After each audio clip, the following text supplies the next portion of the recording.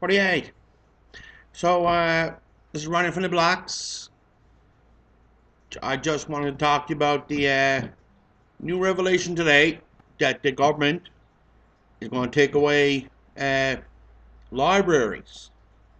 That's the new thing now. They're cutting out libraries. Now, there's no other money to cut around, just the libraries, right? No other dollar they can save, but they got to cut away libraries in Newfoundland, Labrador. Cutting them, don't need libraries, they're done. Forget the libraries, forget learning. We don't need that. We're cutting them out. The only place we can get money and save money is libraries. Not cutting anything else out, not salaries, not perks, nothing else, right? Not travel expenses to, you know, not sending to MHAs around the world for different conferences and stuff. We can't do that. We can't use Skype, to have teleconferences. We gotta fly them in, first class. That's what we gotta do. That's what we're doing. No problem. So we're cutting libraries. So they want us to keep the people stunned and educated, right? Worst nightmare. They want us to keep them stunned and uneducated. That's how they likes it. Heaven forbid. I told you before about the national parks. There's a few of them, two of them left in Newfoundland, right? And there's provincial parks shut down in the 90s, late 80s and stuff. They shut all the works of them down. Two or three left of them, right? They're all gone. Some of them are privately owned. A few of them are privately owned, but that's it. That's fine. Now it's libraries. How much more do the people take? How much more? This is terrible. This is rotten. Our province went from a have-not to a have to giving it all away. You told me that's right? That's not right. Tell me how that's right, because it's not. Not right at all. Not a bit right. Rotten. Not fair. But that's what we get, right? You vote in Dwight Ball. He puts Kathleen Groceries up in charge. She brings down the budget, right? And then we're screwed. This is what we're left with. No libraries. So let's say you're a low income person, you got $2 or $3, or you're a student, very little money. Your mother and father, they don't work, they're on the dole or whatever. But you want to go get internet access, or you want to get a few new books or whatever. No, not going to happen. He said, well, each town will have at least a half hour at the most drive to get to a library. So a half hour. So while your mother and father are looking for work, they're going to stop that and bring you to the library so you can study, or you can get internet access or email access or books or movies or whatever resources from the library. You're going to get your parents to bring you there. Half hour away. So they're going to drop you off drive up half an hour, drop you off. What are they going to do for an hour or two while you're in there? Drive back home. They're a half hour again. That's an hour gone. That's $40 in gas with the new gas tax, right? Come back and pick you up again in another hour, 2 hours, 3 hours. Don't seem right. You can tell me there's lots of ways to cut money, but I know there's better places to cut money than libraries. That's where people needs to get smart.